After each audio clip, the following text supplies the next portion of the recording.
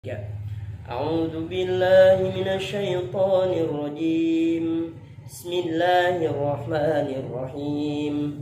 Hurrimat 'alaikumul maitatu wad-damu wa lahmul khinzir wa ma uhilla li ghairillahi bihi wal munkhaniqatu wal mawqudatu wal mutaraddiyah wan natihatu wa ma akala subu illa ma dakkaitum wa ma dubiha 'alan nusubi wa tastaqsimu bil aslam, yang artinya diharamkan bagimu memakan bangkai, darah, daging babi dan daging hewan yang disembelih bukan atas nama Allah Subhanahu wa taala.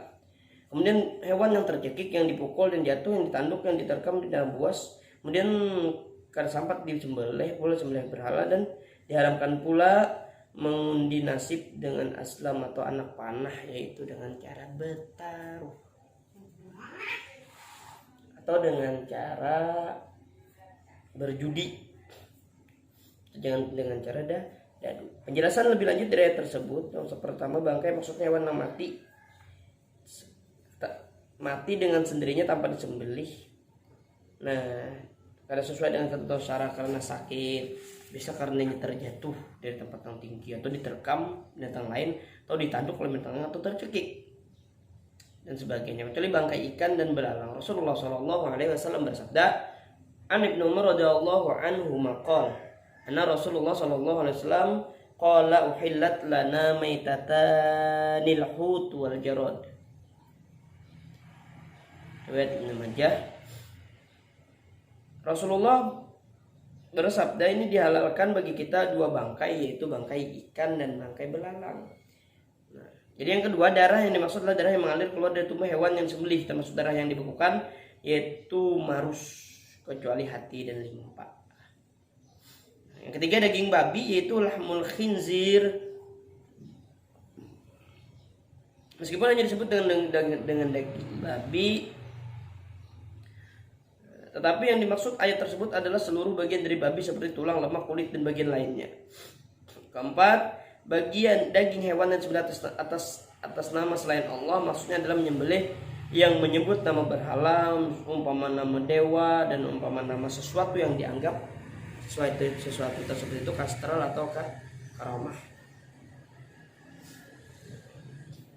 Cuma makanan tidak baik, yaitu kotor dan menjijikan, sebagaimana firman Allah menghalalkan bagi mereka segala yang baik-baik dan mengharamkan bagi mereka segala yang buruk. Kemudian yang selanjutnya, bagian anggota tubuh yang dipotong dari hewan yang masih hidup, sebagaimana Rasulullah SAW bersabda sebagai berikut. Abu Waqil Laits radhiyallahu berkata, Rasulullah SAW bersabda, anggota yang terputus dari hewan yang masih hidup termasuk bangkai.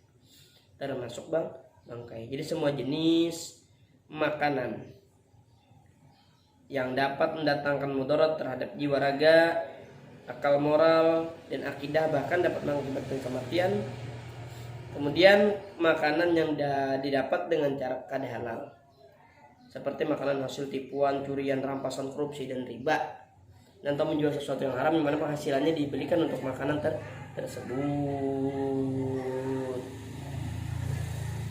Nah, jadi sepantasnya, kita tahu minum adalah kegiatan yang memenuhi kebutuhan tubuh kita, makan dan minum. Nah, jika kadang makan, maka tubuh kita menjadi lemah dan akhirnya jadi sakit. Ajaran Islam menyuruh kita memelihara diri dan menjaga kesehatan. Kita dilarang atau menyakiti, menganiaya diri sendiri. Dengan demikian, makan dapat bernilai ibadah jika diniatkan untuk menjaga kesehatan, keselamatan diri, serta semakin kuat dalam beribadah kepada Allah Subhanahu wa taala.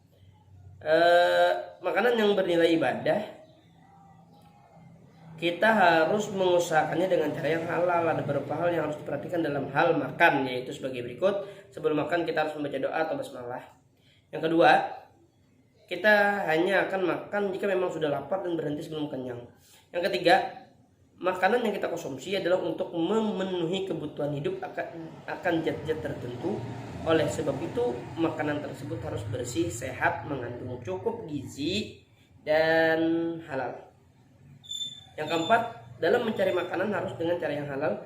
Nah, jadi selanjutnya hendaklah kita menghindari makanan yang diharamkan Jangan sekali-kali kita mencoba karena akan mempengaruhi diri kita. Jangan pula terlalu banyak makan yang makruh. Apabila terlalu banyak dapat menimbulkan akibat yang kurang baik. Contoh makanan yang makruh adalah yang menimbulkan bau kurang sedap seperti petai dan jengkol. Dan jengkol.